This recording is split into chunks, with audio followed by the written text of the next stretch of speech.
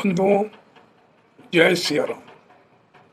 ब्राह्मण कल्याण परिषद द्वारा आयोजित श्री रामचरितमानस प्रश्नोत्तरी प्रतियोगी कार्यक्रम में 7 दिन तक आप जुड़े।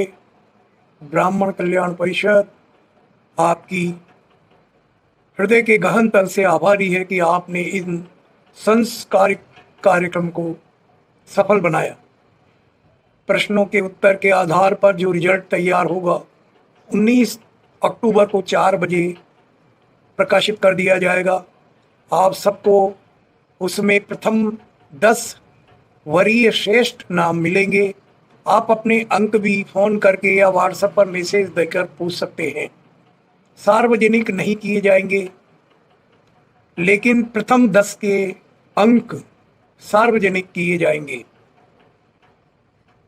जो प्रश्न पूछे गए थे उनके उत्तर मैं आपको बता रहा हूं, जिससे आपको यह ज्ञान हो सके कि आपने क्या लिखा है और कितना सही लिखा है।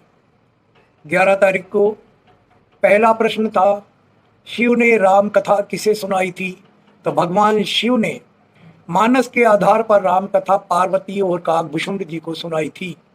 कथा राम जन्म के बाद सुनाई गई थी, क्योंकि जिस समय भगवान शिव और सती अगस्त के आश्रम से लौट रहे थे, मानस में प्रसंग है, उस समय राम को सीता के वियोग में विलाप करते हुए देखकर भ्रमित हुई थी सती। और फिर सती का दहन हुआ, पुनर्जन्म हुआ, पार्वती ने तप किया, विवाह हुआ, उसके बाद कथा सुनाई गई थी। मतलब राम जन्म और राम चरित्र के काफी दिनों बाद वह कथा सुनाई गई थी। कपिल और ध्रुव मामा बुआ के भाई बहन थे। कपिल के पिता, कपिल की माँ और ध्रुव के पिता दोनों सगे भाई बहन थे, उत्तानपाद और देवहूति। राम विवाह की रचना पर ब्रह्मा जी को सर्वाधिक आश्चर्य हुआ, क्योंकि सब रचनाएं पितामह ब्रह्मा ने बनाई है। उन्होंने कहा, मैं यहाँ ऐसी रचनाएं भी देख रहा हूं जो मैंने नहीं बनाई। शिव जी ने कहा, यह तो आपके और हमारे और पूरे संसार के पिता के का विवाह है। पिता के विवाह की रचना पुत्र बनाता है क्या? ये भी तो सोचो, पुत्र क्या समझे। आगे केकई ने जो वरदान प्राप्त किए, वहां से लेकर और सुमित्रा से आज्ञा लेकर पिना दशरथ जी से मिलकर जब राम वन में जा रहे थे, तब तक जितने चरित्रों ने काम किया, श्रेष्ठ चरित्र आपको अपने शब्दों में लिखना था। मेरे दर्शन अमोघ हैं, विभीषण से कहा था भगवान ने कि मेरे दर्शन अमोघ हैं, तुम्हारी इच्छा नहीं होते हुए भी मैं तुम्हें कुछ देना चाहता हूं। अस कई राम तिलक ते सारा, सुमन वृष्टि नभ भई अपार। मनु और शत्रुपा के वचनों में विरोधाभास यह था कि दशरथ जी ने मांगा कि जिस प्रकार सर्प का मणि से, मछली का पानी से प्रेम होता है, मणि बिनु अहि जिमे, जल बिनु मीना, मम जीवन तुम्हें अधीना। मैं तो तुम्हें पुत्र के रूप में ही मानूं, मेरा जीवन तुम्हारे अधीन रहे। लेकिन शत्रुपा ने कहा, भगवान, जो मेरे पति ने मांगा है, मैं नहीं मानती कि जगत पिता के साथ इतना बड़ा आघात किया जाए। मैं तो आपको प्रभु और भगवान के रूप में ही मानूं। यहाँ विरोधाभास हुआ है। रावण सीता को पहचान गया था, तब रावण ने सीता हरण के समय उन्हें छूने से पहले मन में चरण वंदी सुख माना। सीता जी के चरणों की वंदना की, सुख को प्राप्त किया, जगत माता से मन ही मन आशीर्वाद प्राप्त किया। धार्मिक कथा किसे नहीं सुनाना चाहिए। रामचरितमानस उत्तरकांड के 127वें दोहे के बाद है, 6 व्यक्तियों को नहीं सुनाना चाहिए। यह न कहिए सटही हटसी लई। इस प्रकार आगे 4 चौपाइयां हैं। भरत ने जैसे ही उन्हें हनुमान जी ने संदेश दिया कि राम जी आ रहे हैं, यह समाचार जाकर सबसे पहले गुरु जी को सुनाया, वशिष्ठ जी को सुनाया। क्यों सुनाया? घर में बचपन से परंपरा देखी थी, जब भी कोई नई बात आती थी तो पिता गुरु जी के पास ही जाते थे। एक दूसरा कारण यह भी है कि गुरुदेव को पहले राम वन गमन से पूर्व जब राज्याभिषेक कर रहे थे पिताश्री, तो पिताजी ने जाकर खुद ही पहल कर दी कि मैं बहुत जल्दी ही राज्याभिषेक करना चाहता हूँ।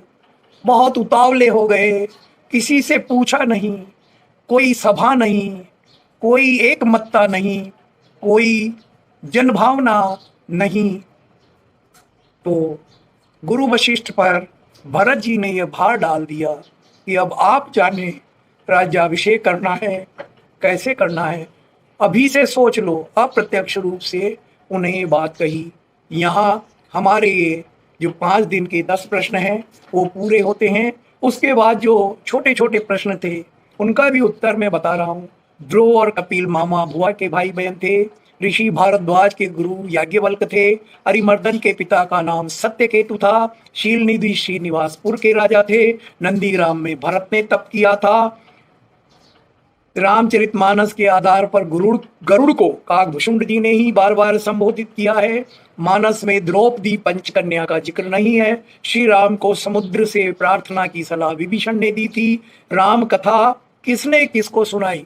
तो इसमें जो 3 जोड़े हैं उसमें सही है। अगस्त ने भगवान शिव को सुनाई। मनुष्य रूपा ने भगवान को किस रूप में दर्शन देखा? भगवान श्री राम रूप में प्रकट हुए थे, विष्णु रूप में प्रकट नहीं हुए थे।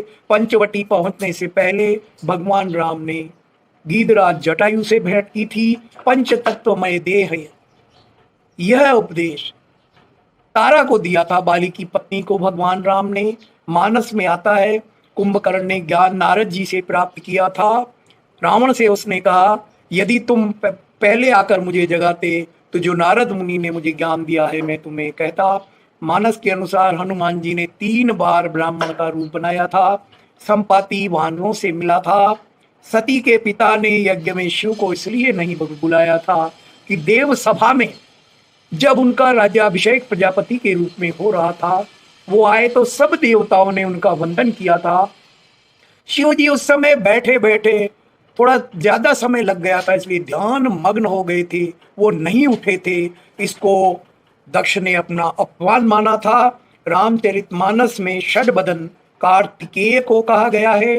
हनुमान जी के पिता केसरी वानर थे। श्री राम के सम्मुख शरभंग ऋषि ने अपनी देह त्याग दी थी। रामचरितमानस में सुंदर कांड 5वां कांड है जो हर प्रकार सुंदर है। सुंदरता कहाँ है देखिए आप 5वें नंबर पर। 5 अंक का बड़ा महत्व है ना। पंच तत्वमय देह यह तामे ऐसी पी, पंचामृत, पंचकन्या, पंचनाग कन्या। तो इस प्रकार ये हमारे लगभग प्रश्नों के उत्तर है। फिर आपका बहुत बहुत आभार। जय श्री राम। इस तरह के कार्यक्रमों को आप लोग समय समय पर सफल बनाएं और इसके लिए आवश्यक है कि अपने घर में राम कथा का वातावरण हो। मैं पुनः आपसे निवेदन करता हूँ, संसार में हम हमारी संतान को वो चीज़ सिखाने पर ज़्यादा ध्यान देते हैं जो यहीं रह जाने वाली है और जो जन्म जन्मांतर तक आत्म शुद्धि कर मानव को भगवान से जोड़ने वाली है। उधर हमारा ध्यान कम होता जा रहा है। हमारा ध्यान कम क्यों हो रहा है, यह चिंतन का विषय है। हमारी संस्कृति केवल नारों से प्राप्त नहीं हो सकती, केवल रंग से प्राप्त नहीं हो सकती, केवल बार बार दूसरे को लज्जित करने से प्राप्त नहीं हो सकती। संस्कृति प्राप्त होती है संस्कारमय वातावरण से। जय श्री राम।